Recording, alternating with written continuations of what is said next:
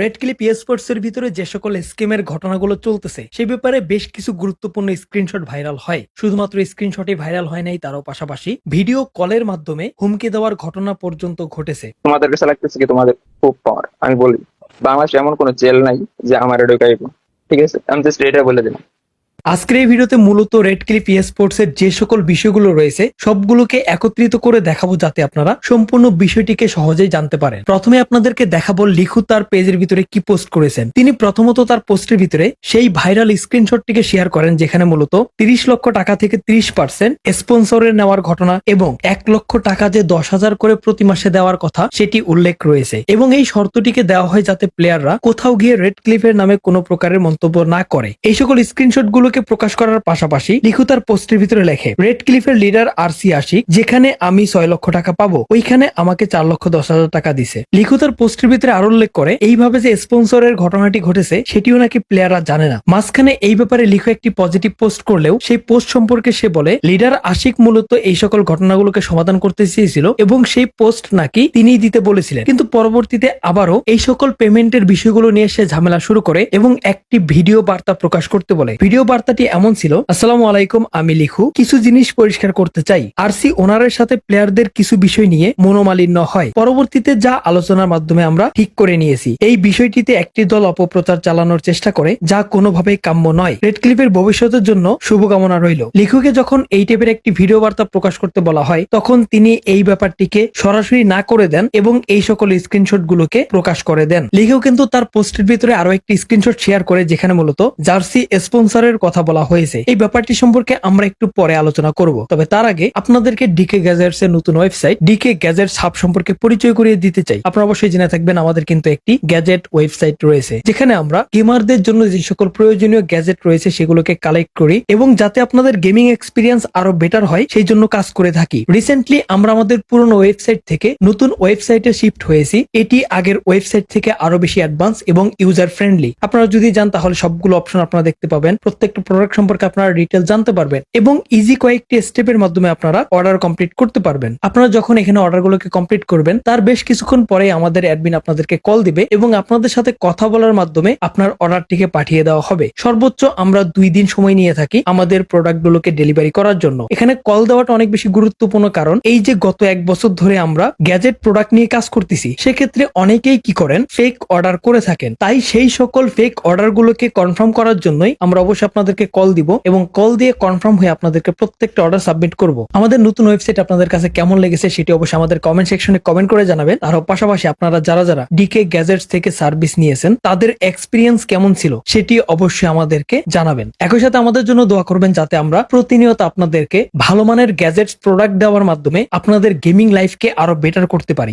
এবারে আসি এর পরবর্তী টপিকগুলো নিয়ে, যেখানে সময় টিভির সাংবাদিক তানভীর হাসানের ব্যাপারটিকে তুলে ধরবো। রিসেন্টলি তানভীর হাসান একটি ভিডিও শেয়ার করে যেখানে দেখা যায় রেড ক্লিফের যে ম্যানেজার অর্থাৎ মেহেদি তিনি সরাসরি ভিডিও কলের ভিতরে হুমকি দিচ্ছেন। প্রথমে আপনাদেরকে সেই ভিডিওর অল্প একটু অংশ দেখিয়ে নিচ্ছি।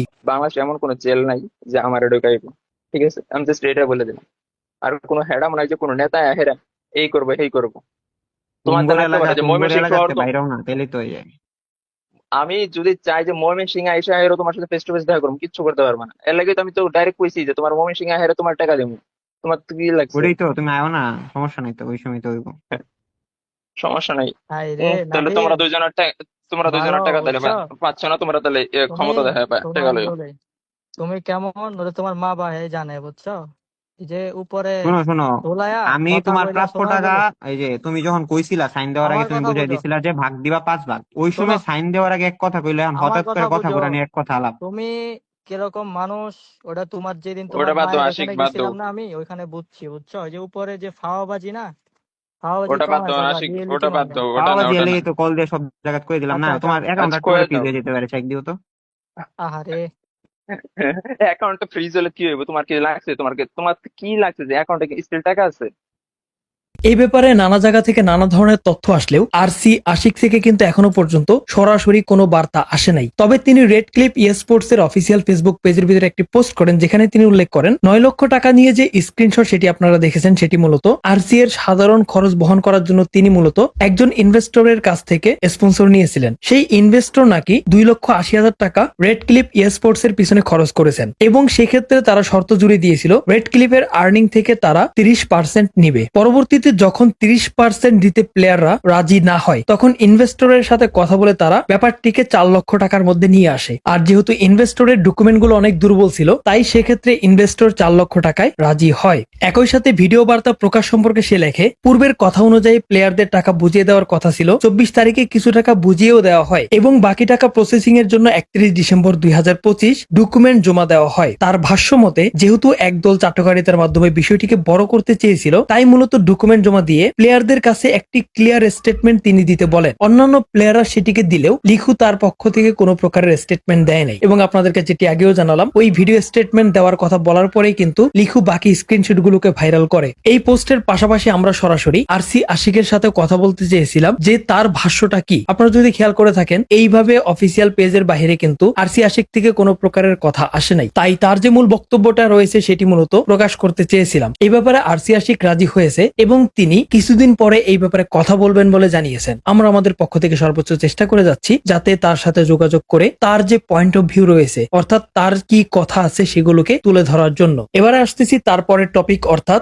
জার্সি স্পন্সরের বিষয়টা নিয়ে। এ ব্যাপারে আলভি প্লেস একটি পোস্ট করে যেখানে জানানো হয় তাদের জার্সি স্পন্সর করার জন্য একটি কোম্পানি থেকে 50,000 টাকা নিয়েছিল রেড ক্লিফের ম্যানেজার এবং রেড ক্লিফের লিডার। স্পন্সরের ডিলটি এমন ছিল যে তারা রেড ক্লিফের সকল জার্সিগুলোকে স্পন্সর করবে এবং পরবর্তী FFWS পর্যন্ত সে স্পন্সর চলমান থাকবে। কিন্তু আলভি তার পোস্টের ভিতরে উল্লেখ করে সেই 50,000 টাকা সম্পর্কেও নাকি প্লেয়াররা অবগত নয়, অর্থাৎ টোটালি সেই 50,000 টিকে হাইড করা হয়েছে। এমন একটি ঘটনা অবশ্যই বর্তমান বাংলাদেশের স্পোর্টস এর জন্য গুরুতর অপরাধ এবং ভয়ের কারণ হয়ে দাঁড়াচ্ছে। তার থেকেও মারাত্মক কথাটি হচ্ছে আরসি আশিককে কিন্তু আপনারা কোনো প্রকারের টুর্নামেন্ট কিংবা অ্যারেনাতে পর্যন্ত দেখতে পান নাই। এই ব্যাপারটির উপরে সময় টিভি সাংবাদিক তানভীর হাসান উল্লেখ করেন আরসি আশিক নাকি সোয়াচে রোগ স্ক্যাবিসে আক্রান্ত ছিলেন। পরবর্তীতে যখন জাকার্তায় যাওয়ার পরে জানা যায় তখন তাকে পুরোপুরি কোয়ারেন্টাইনে রাখা হয়। নর্মালি কিন্তু হেলথ ইস্যু থাকলে অন্যান্য কান্ট্রিগুলো তাদের দেশে ভিজিট করতে দেয় না। সেক্ষেত্রে আরসি আশিক তার অসুস্থতা নিয়েও